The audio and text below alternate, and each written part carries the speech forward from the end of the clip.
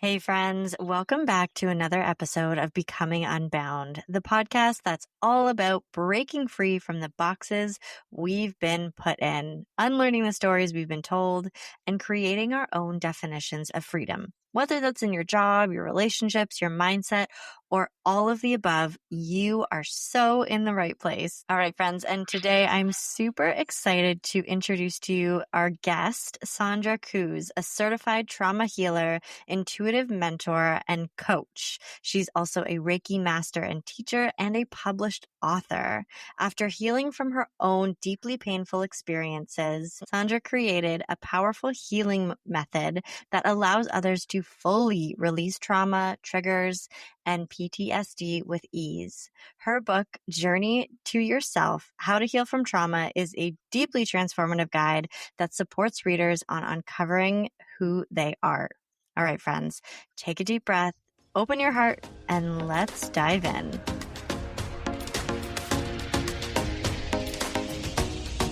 All right, Sandra, welcome to the podcast. Hi, Carly. Thank you so much for having me.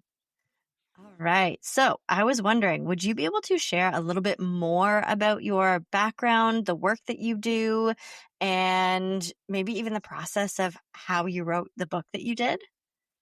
Sure. Well, as you already mentioned in my little bio, I'm a trauma survivor. And since my therapist dismissed me after our first session with the words, "I believe you already worked through it all. What am I supposed to do?" I had to find my own way of healing. And I did. And I learned so much about trauma and what really is keeping us hostage in the story and what needs to be done to really fully heal from all angles. And I just found my passion and purpose. Wow. That's incredible.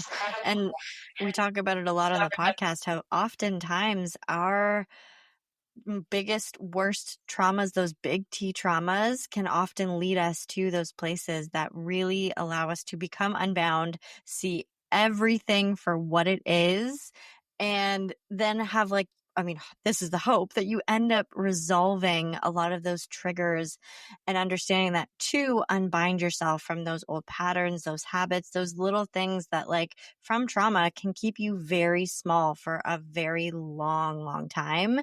So can you talk to us a little bit about what that means to experience trauma, be living in those patterns, and then where does one even start to begin to recognize those patterns and then work through them? That's not an easy to answer question, but that's okay. I'll try.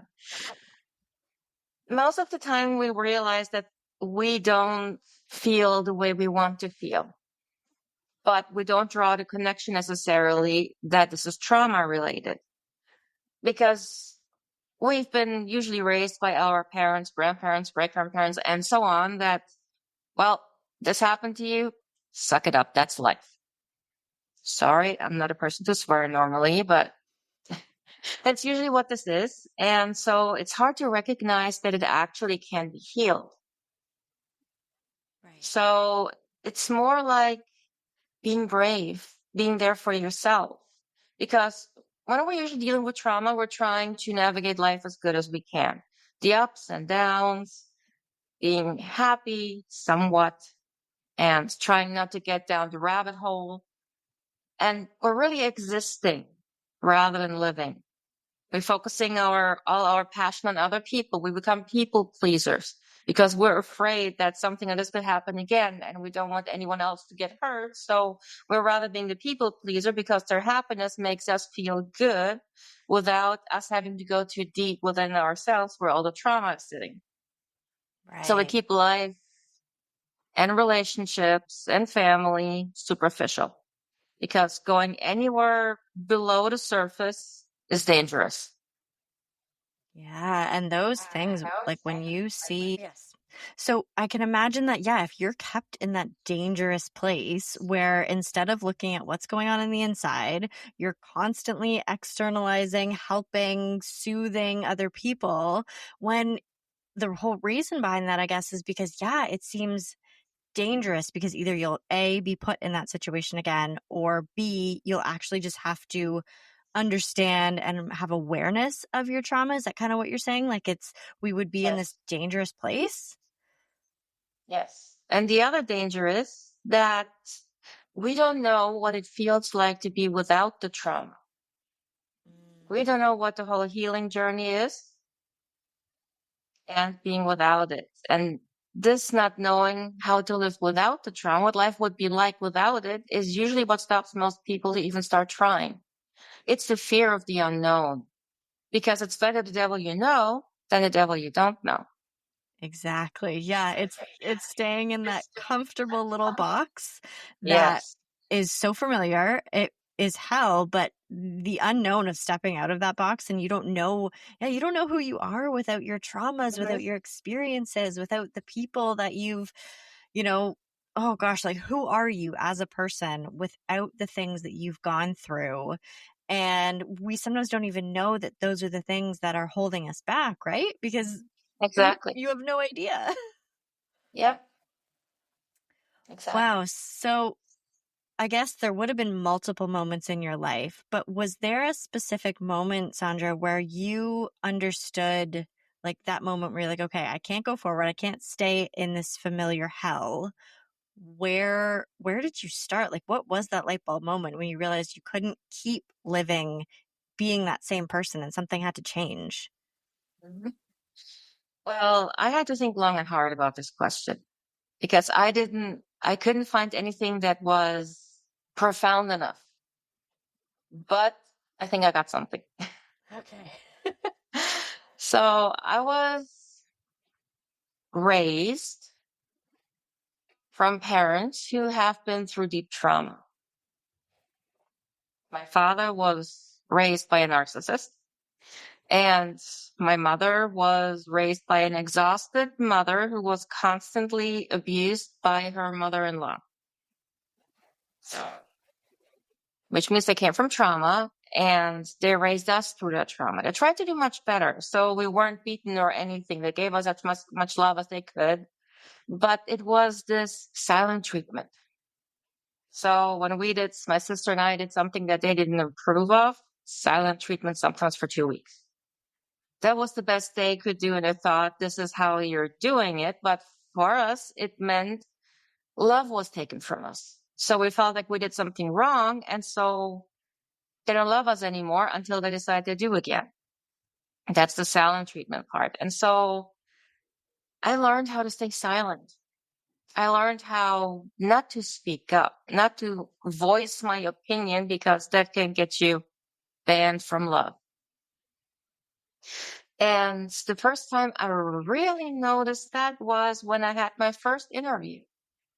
When I was in my 30s, my first interview, and I was heart pounding. I didn't know what to say. I felt so terrified thinking about I'm going to be on radio and there's going to be millions of people listening to me. I mean, this huge image I had, and it was horrible. I had my crystals in both hands to calm me down. I was walking around the house the whole time. And in the end, after the interview, I realized how it was really just a conversation between two people. But that made me really think about why I was doing this. And I was thinking back through my life about when I was afraid of speaking up. It was with relationships. I was afraid to voice my wishes, what I would like to do. I always went ahead with what everybody else wanted to do because I was afraid to say, no, I would like to do this. The same with my parents. I never really spoke up and voiced an opinion. I mean, now I do, but back then I never used to. And I didn't want to be that person anymore because inside something was brewing that wanted to be heard, that wanted to speak up loud and clear and bring messages across. And you know that all too well, being on podcasts, you have to be able to feel comfortable speaking into the void, looking into the light, the little dot on your camera. You just have to. If not, it's not going to work. Wow. So I think that was the most profound moment that where I really started to think, okay, this is not who I want to be. Okay. Yeah, I can imagine that when you first start to understand and reconcile with what it feels like to put your voice out there, like what a moment to have like your first radio interview and then all of a sudden to be like, I don't know, before or after that time, but like understanding that your voice has been silenced for so long. And you think that you're talking, you're conversing, you're with friends, you're at a job, you're saying yes, sir, no, sir. You're like, you feel like you're communicating. But I totally resonate. And I think our listeners resonate with like that fire inside of you that's like, I have been silent for so long, and not about the things that superficially like are everyday kind of things. It's like what's actually going on inside, and what a phenomenal kind of experience. Now, I have a question. When you heard back the interview, or were you able to hear it back? Like what did you think about that? Because I remember my first podcast and talking into a mic, and it was that exact feeling of like, oh my gosh, I'm about to put my voice out into the world. Am I nuts? Hey friends, quick little interruption. You have something to say, something real, something that could change lives, but instead, you're stuck Googling how to edit, how to post, and how to make your podcast actually go somewhere. You're overwhelmed, second guessing every step, and wondering if it's even worth it. That's where I come in. I help entrepreneurs and creatives launch and manage powerful podcasts that actually grow their audience and build their business. No more guessing, no more burnout. Just you showing up to speak while I handle the rest. I manage top ranked shows around the world. Editing done. Strategy covered. Social content handled. You record the magic and I take it from there. So if you're ready to finally make your podcast work for you and share your story with the people who need it most, go to carlybutlermedia.com and book a call. You don't have to figure this out alone. Now back to the episode. Yes, I did hear it back, and I had friends listen to it, and they said, "You were great. You were so calm. You were so relaxed." And I was like, "No, I wasn't." They were like, "Well, it sounded like it." So it's interesting how other people perceive it when you're in inner turmoil, like you just want to run away and hide somewhere. And others say, "Well, you're great." It was the same when I started my YouTube channel.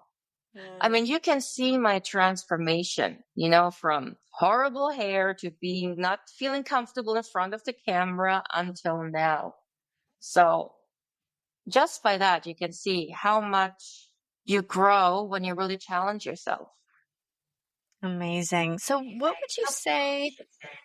Like, what's that trauma behind not being able to share your voice? That's kind of a big question, but like, what would that look like if our listeners are like, I feel that way, but like, where do I start to look in my past? Or like, when that voice, that block, that feeling of actually listening to that fire comes from, like, where can you start to look at in your life? Like, where does that come from? What learned behavior is that?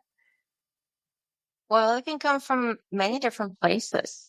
The first thing that I would say is to ask yourself is, what are you afraid of? It's when something is blocking you, it's always, what are you afraid of? And then look at it. It could be fear of rejection. It could be fear of ridicule, fear of judgment, fear of failure. And then once you understand the fear that you have, then you say, okay, why? Where is this coming from?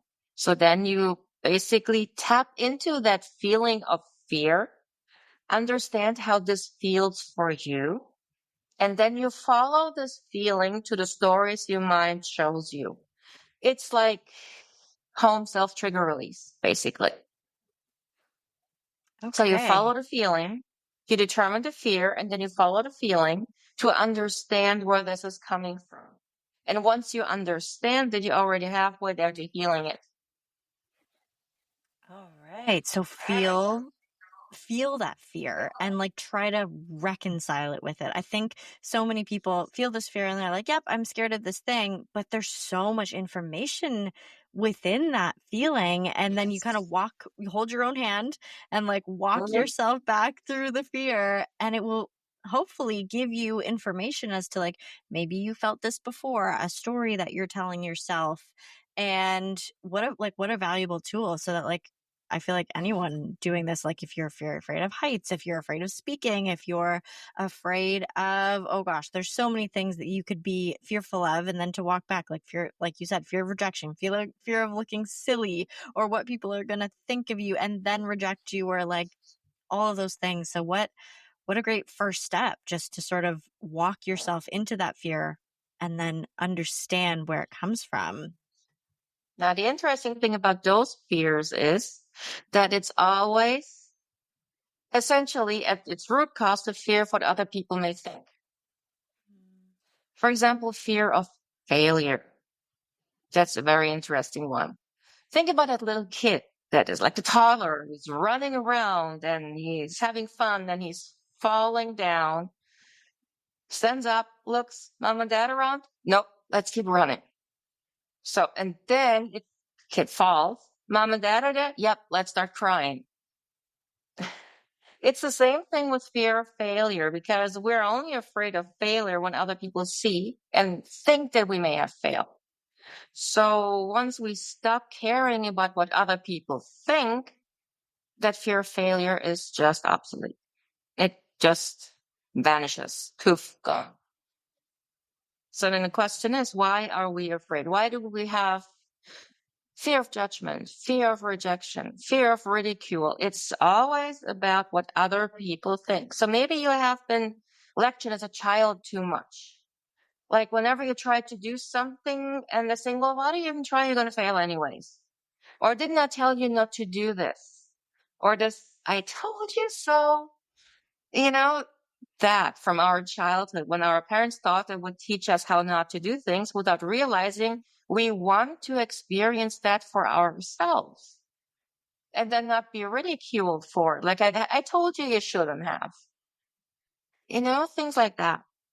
So it's mostly about what other people think about us. And once we stop caring about us, once we feel enough, that fear goes away and we just don't care if we fail because it's only one way it doesn't work. That is so true. So yeah, and I've heard this sense that like the fear of failure only comes from people who are watching you, right? Like, because if no one could see you fail, then it would all be fine. And I think it's so much worse in today's day and age because we have this social media. We put our lives on the internet. So let's say you do leave a job and start a business, or you can always kind of tell when someone leaves a relationship, and then, I don't know, maybe you failed at leaving the relationship and you're back with that person, or whatever it is that you're making a leap to do.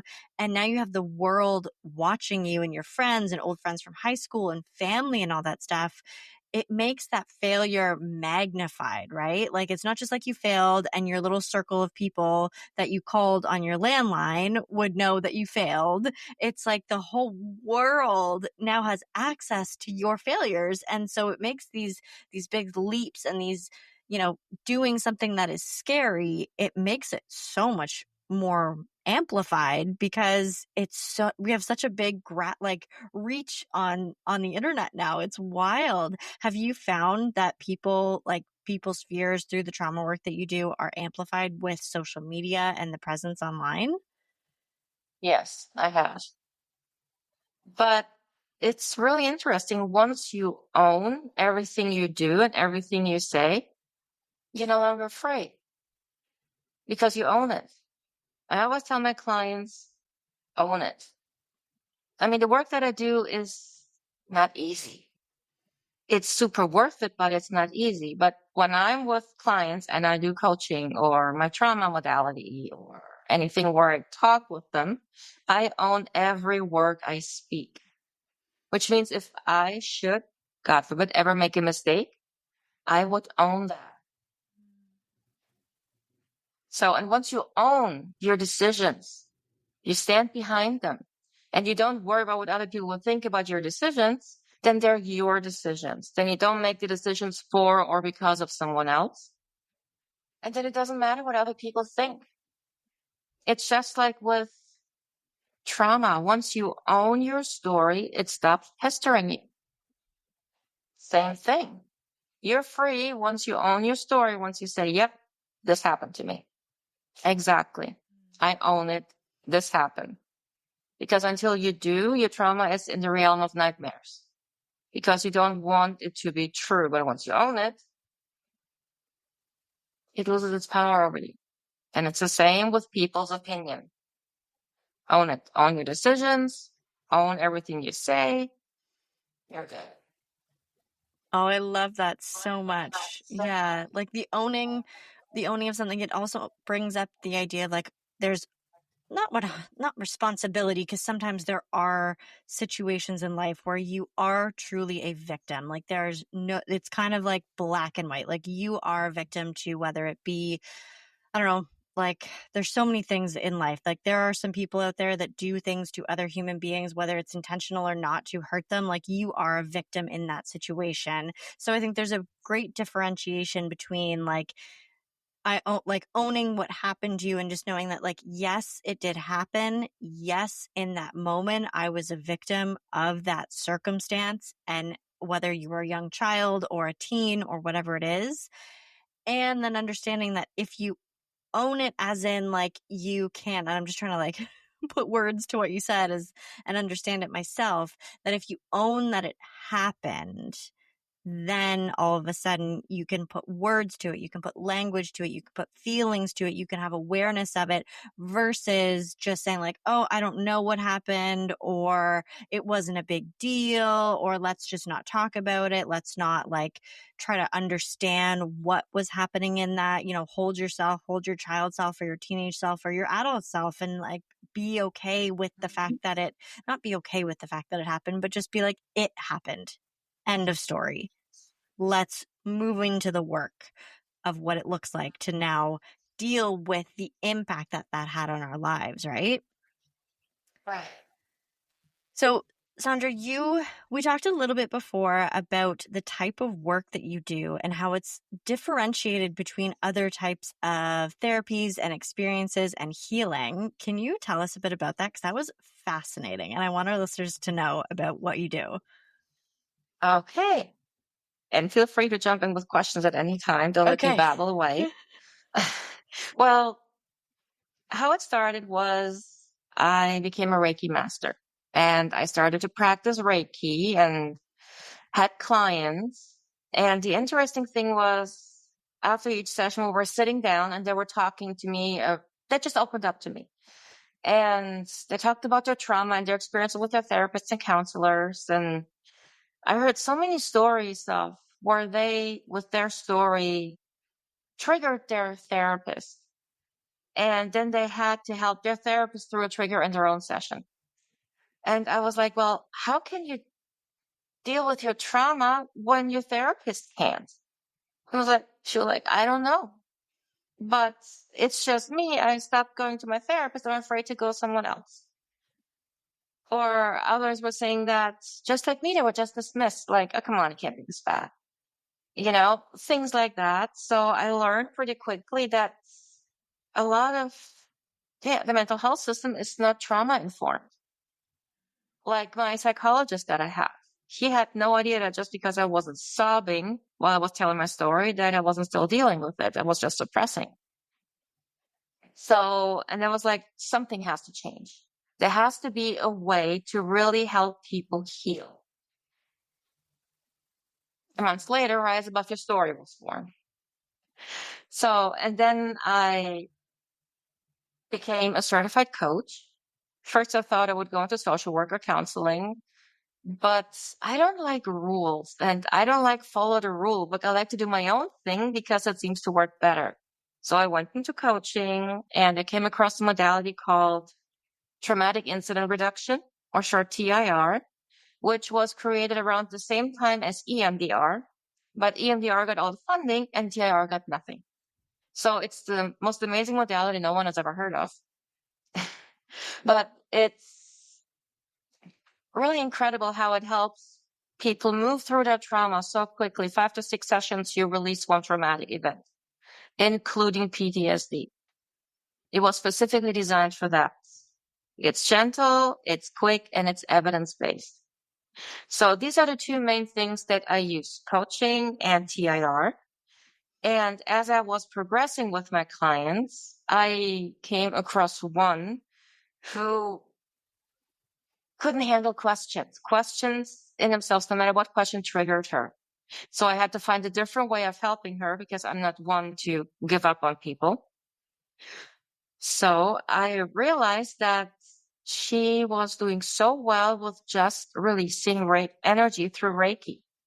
So as we were doing coaching, talk therapy, whenever a trigger came up, I pulled out the energy, released it, and she was getting back to balance and normal so quickly.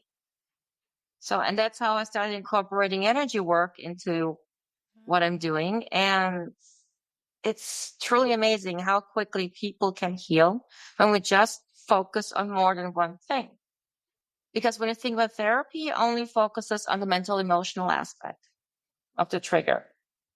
But every time a trigger comes up, there's so much energy coming up with it. That's like, we can't breathe. We can't talk. It's like there's like this pressure, and this is just energy, especially when it comes to PTSD or a panic attack. You focus on releasing that energy and you have them back in balance in 5 minutes. When normally it can take days before they come out of one of those panic attacks. Wow. So yes, my work is very out there. It's different than anything else, but it works. And I can tell you to see that aha moment in my clients' eyes, that sparkle that returns when they have released the most intense trauma they dealt with for years. It's so humbling to see that. It's so rewarding because they really take their life back and they can feel it. That's incredible. I love that you've combined the two sort of modalities of like bringing in that energy work, because I've had such amazing experiences with energy work. And don't get me wrong, at one point in my life, I was like, what even is this? And now understanding and integrating that, like I have my energy worker who I go to and like I swear by, just because the work that she can do is profound, because there is this energy that builds up in the body, whether it's stuck in your hips or it's a hot burning sensation, or there's tightness in your muscles or your shoulders. Like these things, we could look at them and say like, oh yes, that your shoulder's out of whack because you picked up a thing. But sometimes these reoccurring things and these pains in our body are actually pinpointed centers of stuck energy, right? And so it's really interesting to me to be like, oh, I've got this lower back pain, lower back pain, lower back pain. It's like, now that I've got this awareness of that, like it could be not just that you're like twisting or playing tennis or doing something incorrect with your body, but there could be a buildup of energy that is keeping your physical body stuck. And until you deal with that, it's going to keep coming up. So I love that you've woven those two modalities together, and I'm sure you can see that, and I'm sure your clients are so grateful that they get to experience that with you. And I also love that what you've talked about is that, sorry, can you say the acronym again? Traumatic incident reduction. It's called Traumatic TIR. TIR. Okay. So in that, I feel like it's great to see that you have results. Like I think talk therapy, you could go to a therapist for 3 years and talk about how you're stuck and don't know what to do and you're in these bad patterns and you're mentally distraught, and there's no end goal. Like Yep. is anyone like, is there a therapist in the world that's like, my goal is to not see you in a year? I say that. I always tell my clients, I want to spend as little time with you as possible because you got a life to lead. I love So, that.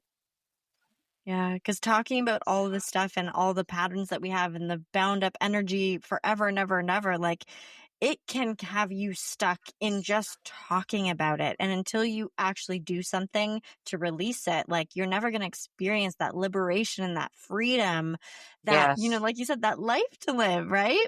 hmm So Exactly.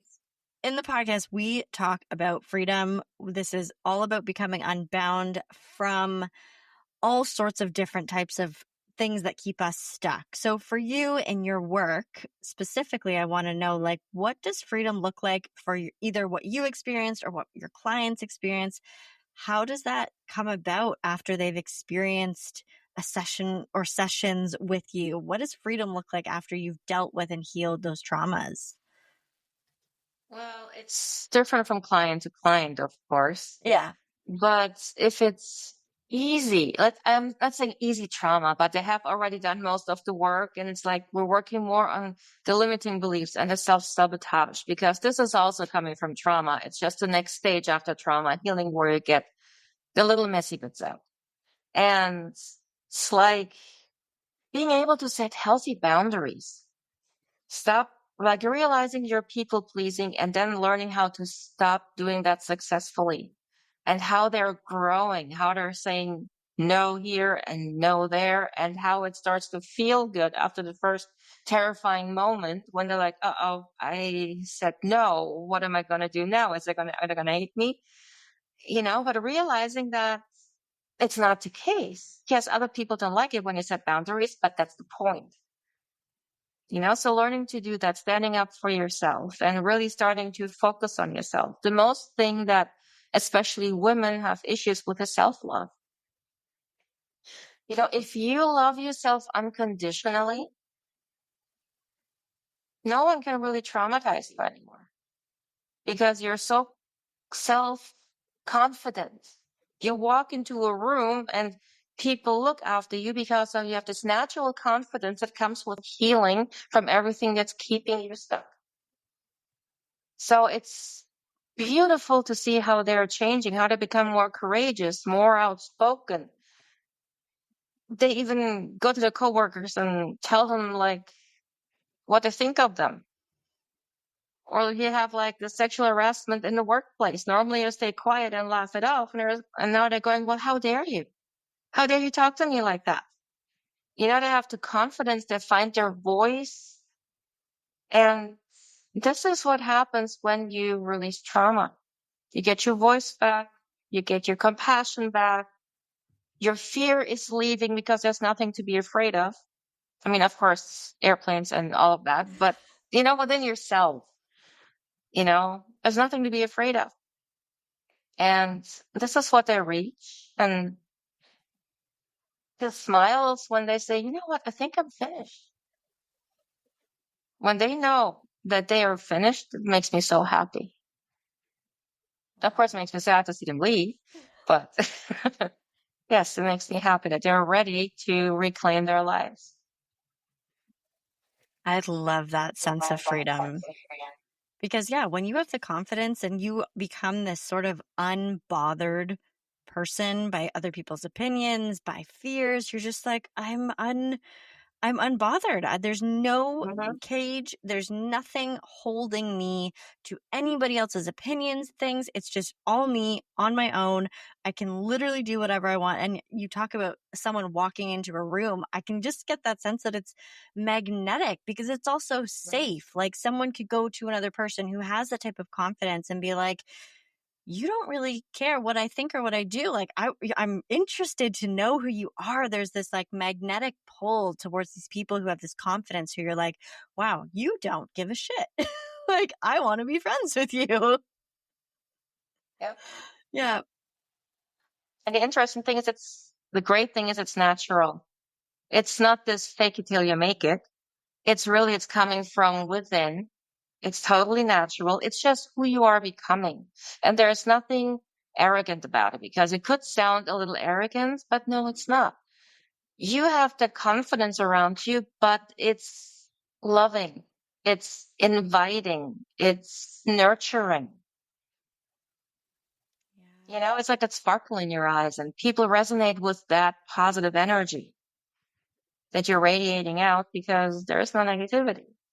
I was on another podcast a couple of weeks ago, and I had to fill out a form before. One question was, what do you love and what do you hate? And I was like, well, I can list you 100 things that I love, but I don't hate anything, because whatever I don't like is not part of my life. I just don't allow it to be part of my life. So only the things that I like are in my life. And that's healing. And that's why trauma healing is so worth it. Because that's on the other side of trauma. Once you heal, that's when you get there. It's like that mountain you climb when you start to heal. You're on top, and then you notice you're changing. You notice the difference. It's a profound difference. And then you walk down on the other side and you leave more and more of your baggage behind until there's nothing left but your true authentic self. That's beautiful. Wow. There's so much that I want to pull out of this that yeah, when you start to become a totally different person, it's like I can imagine that you feel like you've done a huge amount of healing. They've left a session with you and then you go out into the world, and the amount of freedom that you would feel after, let's say, yeah, you have that first encounter where the old version of you would have stayed silent, stayed quiet, not said what was on their mind. And then you open your mouth and you say what's on your mind. I feel like the 5 minutes after that conversation would just be the most blissful experience to be like, I can't believe I just said that. Like, I just totally unbound myself from what that person might have thought of me.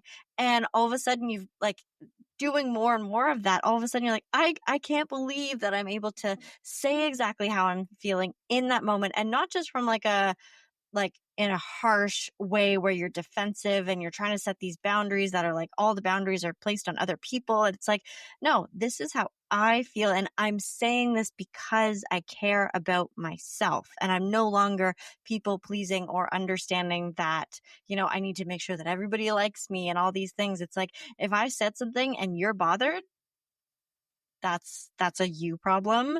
That's not something there's nothing I can do to fix that. You're triggered, you're bothered, and no, I'm sorry, not sorry. We're not all of a sudden not apologizing for those things and your voice that's coming out of you that defends who you are, the love that you have for yourself, and saying no to those people and patterns. Like, I love saying no to things. It's really fantastic. And it feels like if that's so freeing.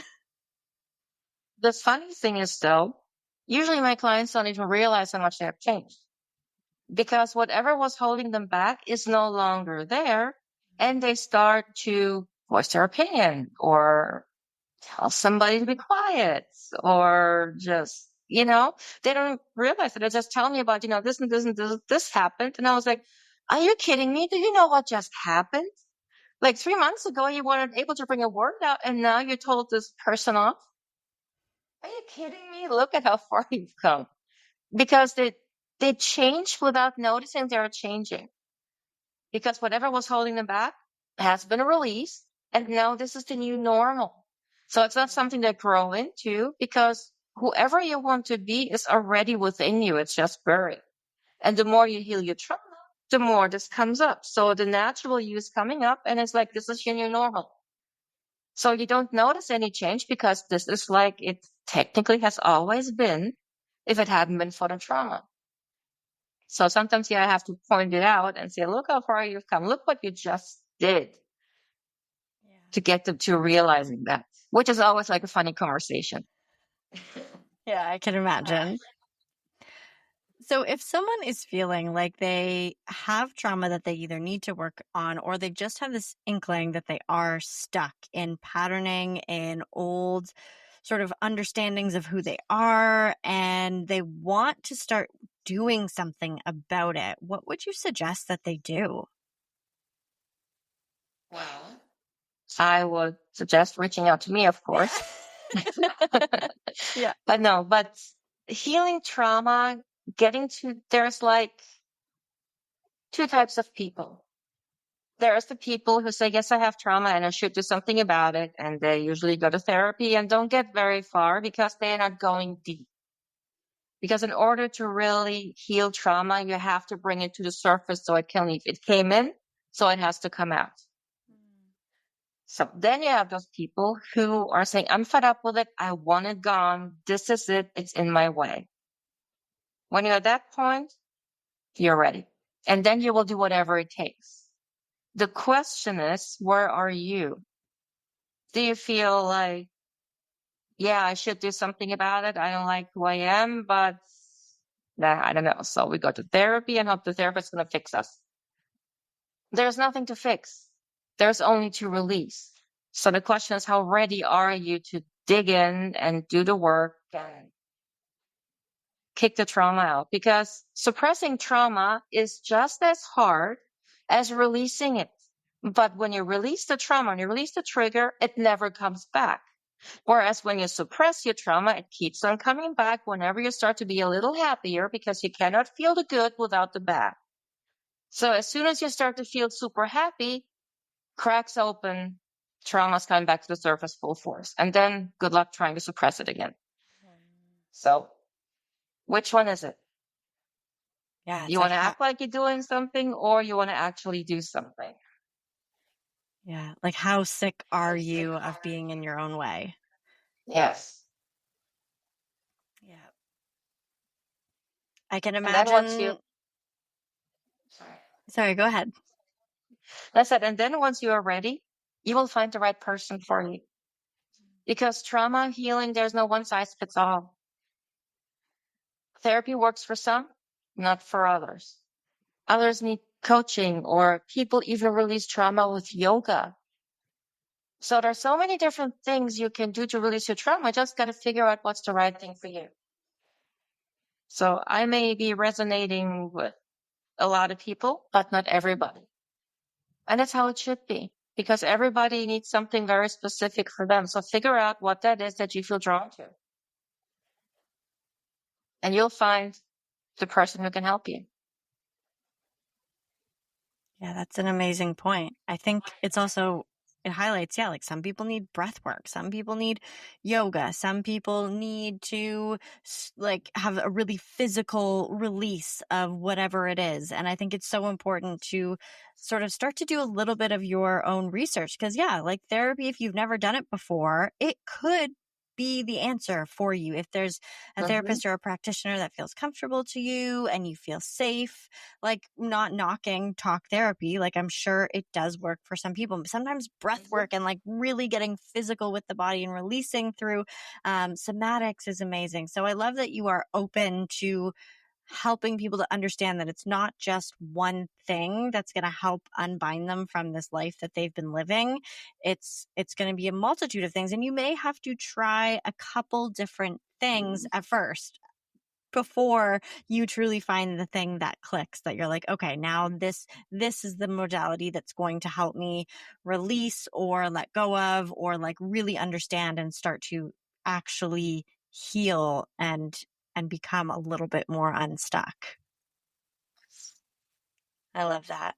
So, Sandra, you wrote a book. Can you tell us, what was the inspiration behind getting that book out into the world? Well, funny story.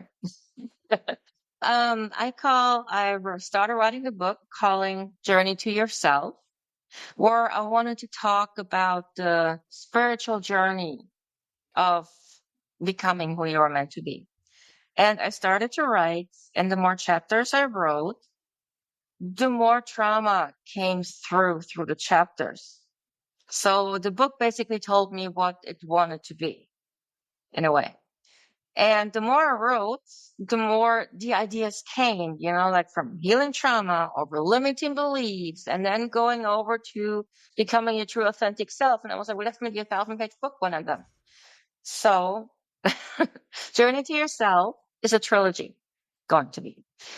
Journey to Yourself, How to Heal from Trauma, written by someone who did, is the first book in the series, and it has been published a couple of years ago. And it's about first my story, just like a little bit. And the rest is really understanding trauma in an easier written way, no big words. I mean, there are enough books out there with that. It's with exercises, room for notes. Then I have a journaling technique in there. I've guided meditations. So I'm really trying to unravel the whole concept of trauma and what we are going through in the different phases so that I take the fear out of it, because we're only afraid of what we don't understand. So, and if you can understand what trauma really is, and no, it is not the story. The story is what will never change. The trauma is not the story. So I'm explaining what trauma really is, the different nuances, and make people think outside the box. And then I have a few friends who have their own modalities that read a chapter about what they do and how that helps with trauma, to give people an idea what is out there. I have one EFT, I have one recreational therapy, I have one yoga. guess it. And I wrote about crystals and Reiki and coaching. So there's many different modalities my friends and I introduce to give people a start where to look. And I'm just hoping that with my book and the series, once it's done, that people can start their own journey and start healing and find their way. I love that. It's so important. We need so much more authenticity and people not being afraid of all of the things that we talked about in the beginning of the podcast of, just fear of rejection, fear of failure, all these types of things. And I think I'm really pumped. I feel like we are in the most beautiful time right now where we are all as a collective understanding our traumas, going into this deep work and really becoming the most, I don't know, the most emotionally intelligent type of humans that have ever existed. I think it's such a beautiful time that we are meeting and seeing coaches and yoga teachers. Like one time someone told me that, there's too many yoga teachers out there, and I was feeling down on myself because that's what I was doing, and I was like, no, I think there's a reason that we are all here, because collectively there's a lot of trauma going on. And what a beautiful time is it that we are in, that we have the tools around us to start to deal with some of this generational trauma that has been with the human species for a very long time. So I'm so happy that you are one of those people here to guide the human species along and to really understand this. So Sandra, is there any last thoughts or words that you want to leave with our listeners? Like I always put at the end of my YouTube videos, trauma is not a life sentence. You have the power to heal. Thank you. Yep, exactly. All right, Sandra. So if people want to find out more about what you do, where can they find you? Well, people can find me on my YouTube channel, Sandra Cooze Unfiltered. They can find me on Facebook under Rise Above Your Story. And through my website, riseaboveyourstory.com. There's a button on top for free consultation. So if you want to contact me, chat with me, understand more of what I'm doing, and if you resonate with it, I would love to talk. And yeah, I guess, that's about it. Okay, I will put all of that in the show notes. Thank you so much for your time today. I'm so happy we got to sit down and talk about this, and hopefully it inspired somebody, even one person, to go out and start to say like, all right, I'm sick of this. I need to get out of my own way. It's time to start dealing with what's going on behind the scenes and take that power back. Thank you so much. Thank you. Wow, what an honor to sit down with Sandra and hear her story and understand more about what it actually means to heal that trauma and what we can do about it. Her journey is a reminder that nothing is impossible, and our past can be the powerful light when we choose to face it with courage and compassion. So if today's episode made you feel seen or anything, or inspired a fire within you, please take a second to like, subscribe, review, or share it with a friend who just really needs to hear it. That's how we grow and keep these conversations going. Thanks again for listening. Stay tuned for our next episode of Becoming Unbound.